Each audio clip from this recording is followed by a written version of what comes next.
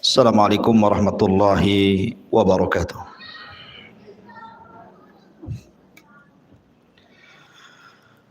Alhamdulillah wassalatu wassalamu ala Rasulillah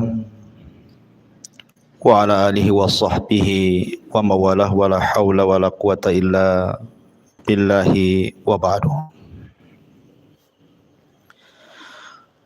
Qala Allahu azza wa jalla ya ayyuhalladzina amanu taqullaha haqqa tuqatih wa la tamutunna illa wa antum muslimun.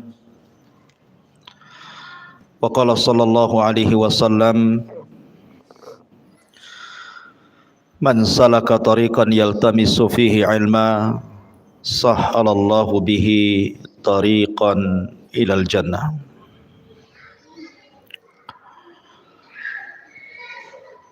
Baik, kita lanjutkan pembahasan kitab Al-Kabair karya Al-Imam Al-Zahabi rahimahullahu ta'ala. Dan kita masuk pada dosa besar yang ke-42, istri durhaka kepada suaminya. Ma'asyiral muslimat, ibu-ibu yang dirahmati Allah subhanahu wa ta'ala, kita tahu bahwa tujuan berumah tangga adalah menciptakan dua perkara. Pertama, mawaddah, dan yang kedua, rahmah. Dan itu difirmankan di dalam Al-Quranul Karim, wa min ayatihi an khalaqalakum min anfusikum azwaja litaskunu ilaiha wa ja'ala bainakum mawaddatan wa rahmah inna fi dzalika laayatin liqaumin yatafakkarun. Dan dari tanda-tanda kuasa Allah, ayat-ayat Allah, Allah subhanahu wa ta'ala menjadikan kalian itu berpasang-pasangan. Ada suami, ada istri. Tujuannya adalah wa ja'ala bainakum mawaddatan wa rahmah, agar Allah subhanahu wa ta'ala jadikan kepada kalian itu mawaddah, saling mencintai, wa rahmah, saling memberikan kasih sayang sesamanya. Dan itu sebuah tanda kekuasaan Allah bagi orang-orang yang mau berfikir. Ini tujuan orang berumah tangga, maksudnya di dunia. Adapun di akhirat tentu tidak lain dan bukan tujuan berumah tangga itu untuk meraih surga. Karena tujuan rumah tangga itu bukan segala-galanya, tetapi wasilah. Ibarat kapal, kalau seandainya mengarah ke sorga, naik di situ. Tetapi kalau kemudian mengarah ke neraka, turun dari situ. Karena rumah tangga itu wasilah dari wasilah amal soleh menuju sorga. Itu di akhirat. Tapi di dunia, tujuan rumah tangga itu supaya tenang hatinya karena adanya rasa cinta dan juga kasih sayang di antara pasangan suami istri. Nabi Adam alaihi salatu wassalam ketika diciptakan oleh Allah subhanahu wa ta'ala, Allah subhanahu wa ta'ala tinggalkan Adam di sorga. Dan sorga kurang apa, Bu? Semua ada di sorga itu. Mala ainun ra'at wala udhunun sami'at wala khatara ala qalbi bashar. Kenikmatannya tidak pernah dilihat mata, tidak pernah didengar telinga, bahkan terlintas pun tidak, saking nikmatnya kehidupan sorga itu. Makanya orang itu ingin tinggal di sorga. Tetapi ketika Adam hidup sendirian di sorga, sorga yang demikian luar biasa nikmatnya membuat Adam takut. Karena hidup sendirian masalahnya. Makanya kemudian ketika Adam alaihi salatu wassalam tertidur, kemudian terbangun, rupanya di sampingnya ada pasangannya Hawa. Kemudian Adam bertanya kepada Hawa, siapa kamu? Man anti, siapa kamu? Maka Hawa mengatakan, saya Hawa. Disebut Hawa karena Hawa dicipta dari zat yang hidup, dari tulang rusuk Adam yang paling atas, yang paling bengkok sebelah kiri dekat jantung. Kemudian Adam bertanya lagi kepada Hawa, kamu diciptakan dari apa? Maka Hawa kemudian menjawab, diciptakan dari tulangmu. Makanya Nabi SAW bersabda, khuliqatil mar'atu min dila'in, bahwa wanita diciptakan dari tulang rusuk laki-laki. Kemudian Adam bertanya lagi, lalu apa tujuan Allah menciptakan kamu? Maka Hawa mengatakan, litaskun ilaika, liaskuna ilaika, agar aku memberikan ketenangan kepadamu. Dari sini Allah Subhanahu wa taala berfirman, wa ja'ala bainakum mawaddatan wa rahmah wa min ayatihi an khalaqa lakum min anfusikum azwaja litaskunu ilaiha wa ja'ala bainakum mawaddatan wa rahmah wa min ayatihi, dan dari tanda-tanda ayat-ayat Allah, Allah menjadikan kalian berpasangan, litaskunu, supaya memberikan ketenangan, Bu. Jadi ibu diciptakan oleh Allah Azza wa Jalla berpasangan dengan suami ibu itu agar ibu bisa memberikan ketenangan kepada suami. Karena banyak suami itu harusnya ketika berumah tangga dia tenang, malah tidak tenang. Banyak suami-suami yang tidak tenang.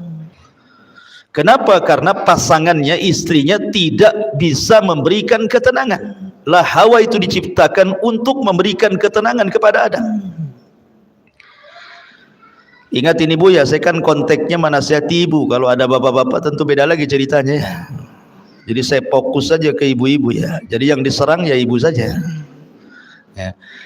Jadi posisi ibu itu litaskun, supaya memberikan ketenangan kepada bapak, bukan malah kemudian merepoti laki-laki sehingga rumah yang besar, uang yang banyak, kendaraan yang mewah tidak bisa tenang. Karena itu tidak bisa menenangkan, Bu. Harta sebanyak apapun laki-laki itu, mobil seindah apapun, uang sebanyak apapun, tanah seluas apapun, kalau di sampingnya tidak ada wanita, tidak akan tenang. Dan lebih tidak tenang lagi kalau wanita yang diharapkan ketenangannya tidak menenangkan. Makanya posisi ibu itu harusnya memberikan ketenangan. Jangan sampai kemudian menjadikan suami tidak tenang. Apa yang harus dilakukan oleh ibu? Wa ja'ala bainakum mawaddatan wa rahmah. Coba ciptakan rasa cinta. Macam mana suami cinta dengan saya, macam mana suami sayang dengan saya. Itu kan rahasianya ada di ibu, tidak perlu diajarkan. Karena begini Bu, laki-laki itu ada sisi emosi. Saya selaku laki-laki merasakan, laki-laki itu ada sisi egoisnya, ada sisi emosionalnya. Yang bisa mengerem itu hanya agama. Tetapi kalau kita melihat suami-suami yang ada di umum sana yang kurang pendidikan agamanya, maka terkadang rumah tangga itu jadi pelampiasan, Bu. Jadi kalau dia ada masalah di luar, itu sansaknya itu ibu tuh yang jadi objeknya itu, padahal masalahnya di luar. Sampai ada kisah seorang laki-laki menceraikan 5 wanita sekaligus. Pernah dengar bu? 5 wanita sekaligus, 4 istrinya, 1 istri tetangganya. Gimana caranya itu? Kok bisa menceraikan istri tetangganya? Jadi laki-laki ini dia ada masalah di luar, mobilnya mogok, kendaraannya tidak sampai ke perusahaan, dia sudah emosi itu dengan mobilnya. Ketika dia emosi, telepon pula istri pertamanya, omongannya nggak enak. Akhirnya dia berjanji untuk menceraikan istrinya, pulang dia. Sampai di rumah, mana istriku yang pertama? Datang istri yang pertama, kenapa kau ngomong begini begitu? Anti talik, saya ceraikan kamu. Satu tuh kena cerai. Datang istri keduanya, kaget. Bang, salah apa istrimu tuh? Kenapa kau ceraikan dia? Bertakwalah kau kepada Allah. Marah lagi, namanya lagi emosi bu. Dipanas-panasi makin emosi. Oh kalau gitu kau ceraikan juga kau katanya. 2 lah diceraikan. Datang lagi istri ketiganya. Kemudian ketika melihat 2 istri diceraikan, a'udzubillah, aku berlindung kepada Allah. Kenapa kau ceraikan 2 orang itu? Kamu juga ingin cerai? Aku ceraikan juga. 3 lah tuh. Datang istri keempatnya mengatakan, bang, kau sudah ceraikan 3 istrimu, sekarang tinggal aku. Ceraikan juga aku. Akhirnya diceraikan. Oh kau minta cerai juga? Anti talik, kalau gitu ku ceraikan juga kamu. Datang istri tetangganya, dengar kan, kok ribut-ribut. Ketika melihat laki-laki itu, kata istri tetangganya, a'udzubillah, hei fulan, aku berlindung kepada Allah, bagaimana bisa kau menceraikan dalam sekejap 4 istrimu? Lagi emosi bu. Oh kalau gitu saya ceraikan kamu sebagai wakil suamimu, kalau suamimu mengizinkannya. Datang suaminya, aku izinkan katanya. Coba ingat. 5 perempuan dicerai dalam satu waktu.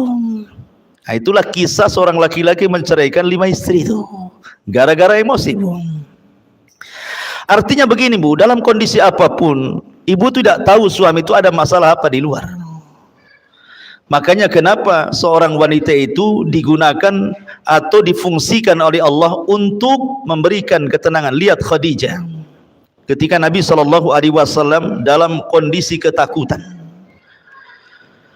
kemudian dia datang kepada Khadijah dan mengatakan, dassiruni, dassiruni, selimuti aku, kata Rasul. Maka Khadijah pun menyelimuti Rasul dan masuk dalam selimut itu juga. Kenapa kemudian Rasul minta diselimuti? Karena salah satu yang bisa menenangkan itu selimut bu. Orang lagi takut biasanya sembunyi di balik selimut, itu ngurangi sedikit lah. Baru setelah tenang, baru Khadijah pun kemudian bertanya, ada apa? Maka Rasul menceritakan. Khadijah langsung mengatakan, wallahi demi Allah, engkau tidak mungkin dihinakan Allah. Orang sepertimu loh, orang baik gak mungkin dihinakan Allah dengan peristiwa seperti ini. Karena bagaimanapun Rasul belum tahu makhluk yang bersayap yang segede apa gitu ya, sayapnya saja terbentang antara ufuk ke ufuk gitu ya. Bisa saja syaitan, bisa saja iblis, bisa saja jin, bisa saja apa, kan tidak tahu. Sehingga wajar ketakutan. Karena belum tahu kalau itu adalah malaikat masalahnya. Kalau sudah tahu itu Jibril, ya nggak mungkin ketakutan Rasul kan itu. Maka Khadijah hanya mengatakan, wallah la yuhzikallahu abada. Demi Allah, orang sepertimu tidak mungkin dihinakan Allah subhanahu wa ta'ala. Engkau ini orang yang suka menghormati tamu, menyambung silaturahim, membantu orang, macam-macam sifat Rasul yang baik. Kemudian disampaikan Khadijah kepada Rasul, sampai Rasul kemudian tenang. Begitulah seorang wanita. Jadi ciptakan al-hub, perasaan cinta dan juga kasih sayang. Sampai ada satu kisah. Jadi ada seorang tua yang sudah tua, seorang ibu yang sudah tua bu, tinggal di Amerika. Ceritanya tinggal di Amerika, di negeri kafir. Ibu ini sedang sakit, sudah nenek-nenek, sudah tua, sakit. Kemudian ada seorang wanita muda merawat dia setiap hari. Merawat dia setiap hari. Terkadang menyuapi, ngurutin, mijitin, menghibur dengan kata-katanya. Baik sekali wanita muda ini kepada ibunya ini. Jadi susternya itu heran gitu ya. Karena setiap hari asik dia saja, seolah-olah nggak ada keluarga lagi ibu ini, asik dia lagi gitu. Jadi dia bertanya, siapa kamu? Apa tidak ada keluargamu? Kenapa kamu terus yang menjaga ibumu ini? Katanya perempuan muda ini bukan ibuku. Jadi kagetlah suster ini ya, karena perlakuan anak ini persis seperti ibunya sendiri gitu ya. Memberikan kasih sayang, ngasih makan, begitu seterusnya lah. Jadi perawat kafir ini heran, bukan ibunya tetapi memperlakukan lebih daripada ibunya. Jadi perawat ini tanya, kamu ini siapa? Maka maksudnya ibu itu siapanya kamu gitu ya. Kata wanita muda itu, aku ini seorang muslimah. Aku ini seorang wanita muslimah. Ibu ini adalah mertuaku. Dia adalah ibu daripada suamiku. Jadi ketika mendengar nih suster ini bahwa itu bukan ibunya tapi mertuanya, bukan yang melahirkannya tetapi sayangnya begitu luar biasa. Kok bisa gitu ya? Akhirnya dia berpikir, demi Allah, kata suster kafir ini, aku punya ibu. Kemarin pun sakit tetapi aku tidak pernah menjenguknya. Terkadang hanya aku lewat WA saja, semoga lekas sembuh, tapi tidak pernah datang, apalagi sampai seperti menyuapi, menghibur, memijiti, dan begitu seterusnya gitu ya.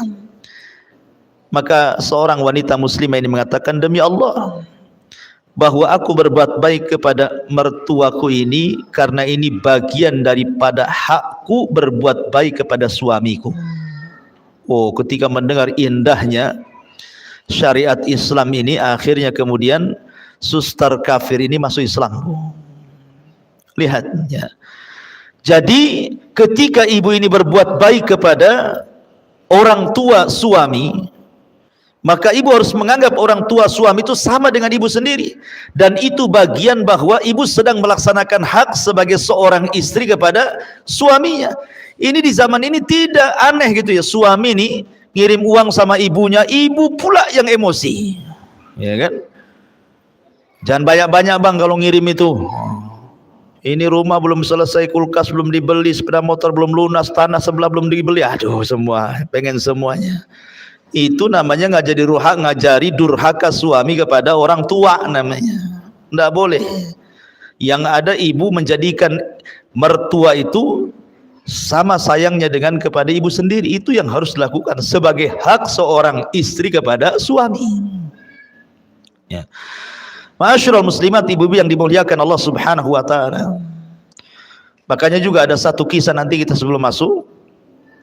Kisah luar biasa ini, Ibu. Jadi satu sisi ini seorang wanita percontohan kepada ibu-ibu yang lainnya ya. Ada satu kisah saya baca dalam kitab, lupa kitabnya. Tapi ini kisah nyata gitu ya. Jadi ada seorang wanita muslimah, akhlaknya baik sekali, sayang dengan suaminya, cinta dengan suaminya, pokoknya luar biasa. Dia tidak pernah mengecewakan suaminya, tidak pernah kata-katanya menyakiti suaminya. Dia berusaha tidak ada pertengkaran dalam rumah tangganya. Satu hari pun tidak pernah bertengkar dia. Jadi ada feedback, karena istrinya juga baik, apalah yang kurang dari istriku. Tetapi yang kurang dari istrinya adalah istrinya tidak bisa melahirkan. Istrinya mandul, tidak bisa punya anak, padahal yang namanya seorang orang tua kalau anaknya meninggal itu kan diharapkan punya cucu, Bu ya. Tetapi ketika anaknya tahu tidak punya anak, kan kadang-kadang orang tua itu sedih. Tetapi karena istrinya ini memang betul-betul baik pada suaminya, dan suami juga sayang kepada istrinya gitu ya. Jadi istrinya ngomong sama suaminya, bang, baiknya abang nikah lagi saja. Boleh jadi dengan pernikahan kedua ada keturunan, supaya ada yang meneruskan generasi abang. Tapi abangnya tidak mau. Demi Allah, apalah yang ada di dunia ini sudah cukup ada padamu. Akhirnya kemudian didesak-desak suruh kawin lagi, tetap tidak mau.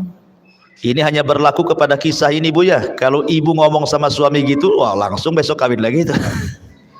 Ya, jadi ini maksudnya ini betul-betul sayangnya suami kepada istri seperti itu.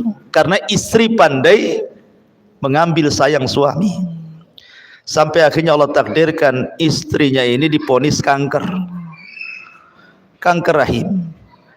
Dan kata dokter usianya tidak akan lama, paling lambat 1 bulan dia akan mati. Jadi istrinya ngomong sama abangnya, nih bang, tengok dokter sudah mengatakan bahwa usiaku tidak akan sampai 1 bulan. Sebaiknya abang menikahlah, biar aku bisa menyaksikan pernikahan itu. Akhirnya kemudian suaminya tetap nggak mau. Bahkan dia ketika istrinya dirawat di rumah sakit itu, dia tinggalkan semua pekerjaannya. Dia duduk di samping istrinya, kemudian merawat istri, semua pekerjaan dibawa ke rumah sakit. Sampai betul prediksi dokter, belum 1 bulan istrinya menghembuskan napas terakhir. Betapa sedihnya seorang suami kalau yang dicintainya itu meninggal seperti itu. Lihat Nabi, 1 tahun meninggal Khadijah itu tidak bisa menghapus kesedihannya karena cintanya Rasul kepada Khadijah. Jadi setelah istrinya meninggal dunia, beberapa waktu setelahnya pembantunya datang membawa surat, dan pembantunya mengatakan, Pak, ini surat dari istri Bapak semasa hidup, saya dilarang memberikannya kecuali setelah wafatnya, dan ini juga ada kado pemberian dari istri Bapak, katanya. Ada surat dan ada kado. Rupanya setelah dilihat kadonya hanya cermin biasa untuk mengaca. Kemudian dia menitip surat, dan isi suratnya dia memohon, Bang, ketika aku di dunia aku memaksa engkau berpoligami supaya punya anak, abang tidak mau. Saya paham, boleh jadi abang takut saya cemburu, tetapi apalah cemburu sekarang, istrimu sudah meninggal dunia. Tidak mungkin orang di kuburan akan cemburu kepada orang yang di atas kuburan. Tolonglah menikah bang. Kalau abang cinta dengan aku, kalau dia punya anak perempuan, kasih nama anak itu diriku, supaya menunjukkan bahwa sayang itu sampai ke kuburan, katanya. Luar biasa Bu ya kisah ini. Kayak sinetron aja Ustaz. Enak kali kalau punya kisah kayak gini ya. Tapi tidak mustahil kok bisa dilakukan seperti ini kalau istri itu pandai menciptakan mawaddah warahmah. Lah salah satu Bu yang meretakkan rumah tangga, salah satunya yang meretakkan rumah tangga dan hilangnya mawaddah dan rahmah adalah durhakanya istri kepada suami. Apa itu? Ini kita akan bahas dalam kitab ini.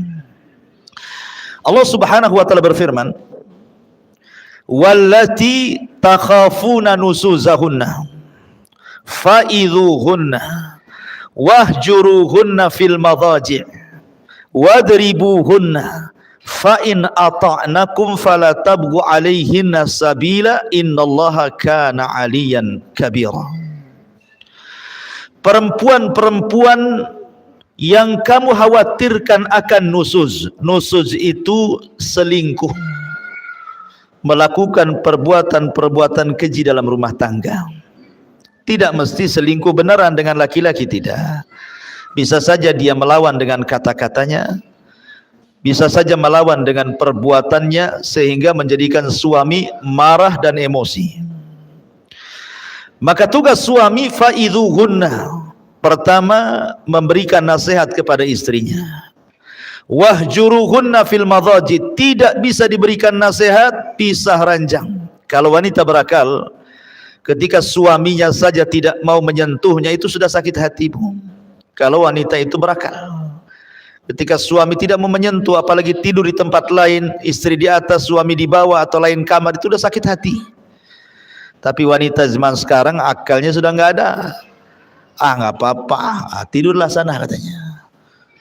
Kadang-kadang wanita seperti itu ya. Wadribuhunna, kalau masih nekat juga, tidak mau sadar juga, tidak mau minta maaf juga, maka suami boleh memukul sebagai simbol itu akhir daripada nasihat. Maka boleh seorang suami menceraikan. Kalau sudah dipukul, fa in ata'nakum, kalau memang istrinya taat lagi, bertobat lagi, fala tabghu alaihinna sabila, maka tidak boleh mencari jalur cara untuk supaya rumah tangganya retak. Innallaha kana aliyan kabira, karena Allah zat yang maha tinggi lagi maha besar. Di sini ada kata-kata wallati takhafuna nusuzahunna, dan wanita-wanita yang kamu khawatirkan akan nusuz.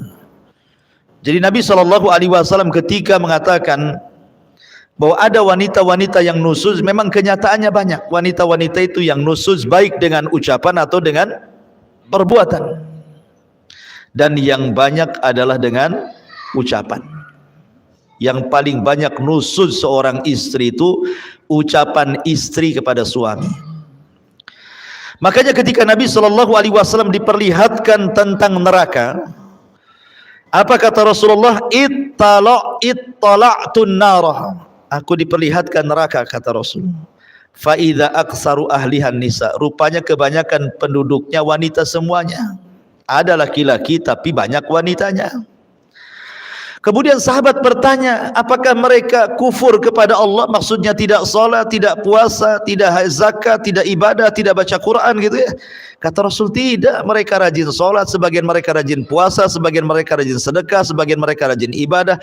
Pokoknya hak dia dengan Allah tidak dikurangi. Lalu kenapa mereka bisa masuk neraka? Maka Rasul mengatakan walakinnahunna yakfurnal ashir, karena mereka wanita itu suka kufur dengan suami dengan kata-katanya. Ingat, di sini dengan kata-katanya. Karena biasanya lisan kalau nyakiti orang lebih berpengaruh dibandingkan yang lainnya. Kemudian Nabi SAW ditanya gitu ya, bagaimana bentuk kufurnya? Maka bentuk kufurnya adalah apabila seorang suami banyak melakukan kebaikan kepada ibu, kemudian ada kesalahan satu kali, tiba-tiba ibu mengatakan, engkau belum pernah berbuat apa-apa kepada saya. Abang ini sebenarnya tidak cinta sama saya. Abang ini tidak pernah memberikan perhatian. Abang ini begini-begini. Intinya bahwa menghapus semua kebaikannya. Harusnya seorang istri sebelum ngomong yang nyelekit kepada suami itu, la yafruku mu'minun mu'minatan. Baik seorang istri memandang suami, suami memandang istri, sebelum mengeluarkan kata-kata itu, Bu, timbang pasangannya itu. Baiknya seberapa, buruknya seberapa. Kalau seandainya keburukannya hanya 30%, kebaikannya 70%, lalu kenapa kemudian ibu ngomong seperti itu? Itulah yang disebut dengan insaf dalam rumah tangga namanya. Insaf dalam rumah tangga itu sebelum ngomong, timbang-timbang dulu. Suami ini lebih banyak baiknya atau lebih banyak buruknya gitu loh. Supaya seimbang rumah tangga, dan disitulah kemudian suami akan tenang karena ibu yang memberikan ketenangan. Lah di sini Nabi SAW mempertegas lagi apa yang dimaksud nusuz di sini.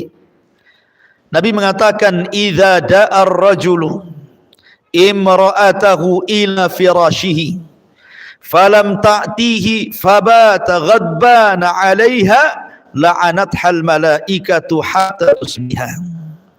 Apabila seorang suami mengajak istrinya ke tempat tidur, tetapi sang istri menolaknya, sehingga sang suami marah-marah sepanjang malamnya dongkol, maka para malaikat akan melaknat ibu tersebut atau istri tersebut sampai datang waktu subuh. Subhanallah. Di dalam hadis, Bu, ada yang mengatakan apa? Idza tazawwaja ahadukum faqad istakmala nisfa dini. Apabila seorang itu menikah, berarti seseorang sudah mendapatkan separuh agama, kan gitu ya.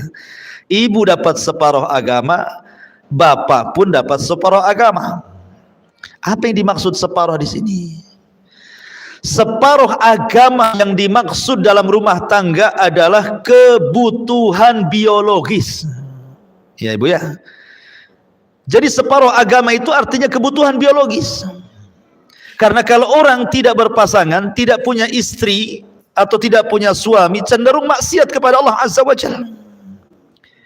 Cenderung maksiat kepada Allah Azza wa Jalla, berzina, zina mata, zina telinga, zina pikiran, bahkan terkadang dibenarkan dengan zina kemaluan gitu ya. Tetapi ketika kemudian seseorang menikah, semua terjaga. Dari sinilah makanya apabila seorang wanita atau laki-laki kemudian menikah, maka separuh agama sudah ibu dapati dan separuh agama suami sudah dapati. Kenapa? Karena sudah terpenuhi hajat biologisnya, sudah terpenuhi ya. Jadi separuh agama itu adalah hubungan suami istri. Makanya kalau seandainya seorang wanita kemudian diminta oleh suaminya kok menolak gitu kan, makanya kenapa syariat Islam itu sampai betul-betul mengutuk wanita itu, sampai diutus malaikat yang khusus melaknat. Jadi ada malaikat-malaikat tubuh yang diutus oleh Allah, dia kerjanya laknat saja, melaknat orang. Dia nggak ada lagi kerjanya malaikat itu. Dia tugasnya hanya melaknat, mengutuk. Nah itu saja. Dan salah satu malaikat itu yang suka melaknat dan mengutuk itu akan mencari ibu-ibu di malam hari. Siapa yang suaminya dongkol gara-gara ibu, siapa yang suaminya marah gara-gara ibu, gara-gara hubungan ranjang, maka malaikat itu akan terus mengutuk-ngutuk ibu walaupun ibu sedang tidur sampai subuh. Bayangkan kalau Allah takdirkan ibu tidak bangun lagi tuh. Ibu meninggal dunia sementara sedang dikutuk-kutuk malaikat, apa jadinya tuh? Ya. Makanya di sini kenapa kemudian Imam Zahabi rahimahullahu taala memasukkan durhaka kepada istri dalam bab hubungan suami istri yang khusus itu bagian daripada dosa besar. Dalam riwayat yang lain, idza batatil mar'atu hajiratu firasha zawjiha la'anathal malaikatu. Apabila sang istri semalam menjauhi tempat tidur suaminya, maka para malaikat akan melaknatnya. Maksudnya kalimat menjauhi ini Bu, bisa secara hissi, bisa secara maknawi. Secara hissi, ibu pindah ranjang ya, dengan alasan apalah, tidak mau tidur sama suaminya, itu secara hissi. Secara maknawi gitu ya, suami tidak tertarik sama ibu ya. Ya maaf, mungkin kadang suami tidak suka dengan istri, mungkin ngoroknya keras gitu kan. Ada istri itu ngoroknya 1 kilo kedengaran, kok gitu kan. Suaminya baru datang capek-capek, harusnya itu kan istri kan di rumah nggak ngapa-ngapain, ya kerja juga sama. Kalau bisa itu, kalau tahu memang ibu tukang ngorok, biarkanlah suami tidur dulu kan itu ya, baru ibu tidur. Sebab kalau ibu tidur dulu udah suami capek kena ngorok ibu, kan double tuh ya capeknya itu kan, dongkol di perusahaan, dongkol pula sama ibu ya. Artinya ada menjauh secara maknawi, atau mungkin dandanan ibu kurang menarik gitu ya, sehingga kemudian suami ini tidak suka, malas tengok ibu. Habis di jalan dia nengok perempuan-perempuan seksi, sampai di rumah pula ibunya malah menggunakan pakaian-pakaian nggak jelas, atau malas dandan, badannya ndak wangi, pokoknya nggak selera lah ibaratnya gitu ya. Nah, itu juga maknanya menjauh secara maknawi tuh. Kalau hissi jelas-jelas ya, umpamanya tidur di bawah aja lah kan itu ya. Tapi secara maknawi, secara maknawi ini yang banyak ini biasanya ya, karena seolah-olah karena sudah rumah tangga lama, anak sudah 3, 4 gitu, suami ndak mungkin ini juga asal-asalan, ndak begitu Bu. Nabi SAW itu ketika menikah dengan Aisyah radhiyallahu anha sudah tua gitu ya, dan sebagian istri Rasul juga banyak yang sudah tua, tapi mereka mencontohkan bagaimana menjadi seorang istri Nabi dan akan dicontoh oleh istri-istri umat Nabi SAW sampai hari ini. Maka bahagiakan suami. Kemudian Rasul juga mengatakan, walladzi nafsi biyadi ma min rajulin yad'u imra'atahu ila firashiha fata'ba alaihi illa kana alladhi fis samai sakhitan 'alaiha hatta yarda anha zawjuha.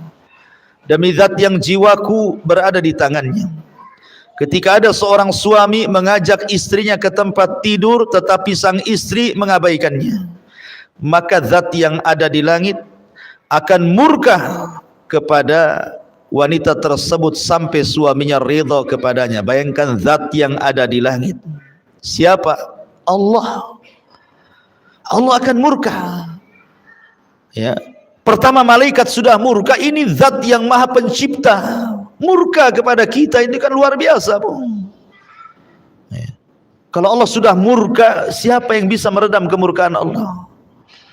Makanya kenapa kemudian Imam Zahabi memasukkan minal kabair, dosa besar. Bahkan dalam riwayat, la yahillu limra'atin antasuma wa zawjuha syahidun illa bi'idni wala ta'dhana fi baitihi illa bi'idni. Tidak halal artinya haram. Ketika Rasul mengatakan tidak halal, berarti kebalikannya haram. Seorang wanita berpuasa sunnah sementara suaminya hadir. Suaminya tidak kerja, suaminya di rumahnya. Tidak boleh. Kecuali izin daripada suaminya. Izin pun kalau seandainya paginya diizinkan, kemudian siang dia minta, batalkan, Bu. Bagaimanapun melayani suami hukumnya wajib, tapi puasa sunnah ya sunnah. Al wajib muqaddam ala sunnah. Yang wajib lebih diutamakan dibandingkan yang sunnah. Jangan banyak alasan lah, kan abang tadi ngizinkan pagi, masa sekarang nggak usah ada alasan. Ngapain pula buat alasan? Ibu ini kan puasa cari pahala, ini pahala yang lebih besar di hadapannya. Kenapa pula mempertahankan pahala yang kecil, mengabaikan pahala yang besar? Kan aneh jadinya. Ya. Nah, itu juga sebuah perhatian, karena sekali lagi bahwa salah satu tujuan berumah tangga itu menciptakan kebahagiaan, dan 50%-nya bicara tentang biologis hubungan suami istri. Ya. Kemudian juga Nabi mengatakan, "Lau kuntu amiran ahadan an yasjuda li ahadin la amartul mar'ata an tasjuda li zawjiha li idhami haqqiha." Kalaulah saja aku dibolehkan untuk menyuruh seorang agar sujud kepada yang lainnya, niscaya aku perintahkan istri sujud kepada suaminya karena besar haknya. Begitulah. Maka jangan pernah menentang ajakan suami. Jangan pernah ada alasan, saya ini capek Ustaz, dari pagi lah saya ini masaklah, inilah itu dan lain sebagainya, ya kan? Memang hidup di dunia kan capek, Ibu. Siapa yang tidak capek? Hidup di dunia ini capek. Tidak ada yang tidak capek, ya kan? Semua jadi ibadah gitu ya. Makanya sekecil apapun dalam urusan rumah tangga itu jadi ibadah, Bu. Contoh, Bu, pandangan, an-nazar. Apabila seorang pasangan memandang pasangannya yang lain, suami memandang istrinya, istri memandang suaminya, nazaran, dengan pandangan yang menyenangkan, maka Allah akan buat pandangan itu menjadi pandangan rahmat, Bu. Jadi kalau ibu memandang suaminya karena sayang, karena cinta, maka Allah ganti pandangan ibu itu menjadi pandangan rahmat kepada suaminya. Ya, Bu, ya. Nah, jadi jangan sekali, kadang-kadang gara-gara masalah kecil pandangan sudah berbeda tuh. Istrinya pengen dibelikan apa sama suaminya kan, mungkin sudah janji sebulan 2 bulan mau belikan cincin umpamanya gitu ya. Bang, abang kan udah janji mau belikan cincin 5 gram jadilah bang, katanya. Kata abangnya, nantilah, belum ada uang. Mulai pandangannya sinis, beda tuh. Kan? Jangan, Bu, ya. Jangan seperti itu. Kalau bisa stabilkan sajalah pandangan itu. Nggak perlu kemudian gara-gara itu kemudian sinis pula gitu. Supaya suaminya dibuat pula persoalan, supaya suaminya betul-betul belikan ibu emas, dibuat gara-gara lah bahasanya kan. Jadi mandang saja pahala. Apalagi kalau lebih daripada itu, turun dari pandangan ke lisan, senyum. Senyum ini terkadang pengaruhnya lebih besar dibandingkan bicara, Bu. Ya. Senyum itu bisa lebih besar pengaruhnya dibandingkan orang bicara, merayu. Ya. Tetapi senyum itu pengaruh luar biasa. Saking berpengaruhnya senyum itu, sampai Rasul mengatakan loh, tabassumuka li akhika sadaqah. Senyum kamu kepada saudaramu itu dianggap sedekah. Loh, bagaimana kalau seorang istri senyum kepada suami? Tidak pernah senyum terus, kan enak, Bu, kalau orang senyum terus. Ya, kayaknya suami itu kayaknya tenang, kayak pengen pulang terus. Walaupun merasa salah itu kalau nengok senyum istrinya itu tenang, Bu. Ya. Tapi kalau ibu sudah menampakkan apa namanya wajah seramnya ya, gimana suami akan tenang? Senyumlah walaupun ada masalah, senyum. Terkadang aneh, ada seorang istri lagi masalah dengan suaminya. Tiba-tiba ada telepon dari kawannya. Sempat-sempatnya dia tertawa dengan kawannya di saat dia sedang bermasalah dengan suaminya. Padahal tertawa dan senyum kepada kawannya dalam telepon itu dibuat-buat karena hatinya dia sedang dongkol gitu loh. Kalau dia bisa membuat senyum pura-pura kepada kawannya seolah-olah tidak ada masalah, kenapa tidak bisa buat pura-pura senyum kepada suaminya, Bu? Kan gitu ya? Kan aneh jadinya. Kok sama orang bisa pura-pura, kok sama suami tak bisa pura-pura gitu ya? Buatlah senyum pura-pura, ada apa-apa senyum pura-pura. Masalahnya gini Ustaz, saya kalau senyum-senyum kepada suami apa kau katanya? Ada apa? Ya karena ibu jarang senyum. Jadi kalau ibu senyum, suami udah deg-degan tuh jadinya. Ini jangan-jangan ada maunya nih kan gitu ya. Nah, tapi kalau orang senyum terus kan nggak curiga suami itu. Ini jarang senyum, sekali senyum pasti ada apa-apa itu di balik senyum tuh. Makanya apalagi kalau tambah daripada pandangan senyum sampai kepada kata-kata, sampai kepada perbuatan. Maksudnya perbuatan itu ibu menyenangkan suami, betul-betul menyenangkan gitu ya. Mampu menjaga badan, mampu menjaga badan. Ini enggak gitu ya. Makin bulan kok makin tambah lah beratnya ini. Timbangannya sampai jarumnya enggak ada lagi angkanya. Ya, jadi jagalah penampilan, jaga pakaian, jaga semuanya, enggak masalah. Saya sudah tua Ustaz, enggak ada agama itu, enggak ada tua, enggak ada muda. Ya. Agama itu semua sama. Ya, mau tua, mau muda, mau baru kawin, mau sudah lama kawin, semua sama. Karena inti rumah tangga itu adalah mencari redha. Sementara suami itu ibaratnya ibu bagi suami. Kalau keredhaan Allah itu di tangan seorang ibu bagi suami, maka keredhaan Allah bagi istri ada di tangan suami. Mana dalilnya? Lihat hadis selanjutnya. Ungduri aina anti minhu fa innahu jannatuki wa naru. Berkata Aman bin Muhsan, aku pernah menceritakan suamiku kepada Nabi SAW. Lalu dia mengatakan, kata Nabi SAW ketika dia mengatakan, bagaimana kondisimu dengan suamimu? Kata wanita ini, aku sudah berusaha keras membahagiakan suamiku kecuali apa yang aku tidak sanggup, kata wanita ini.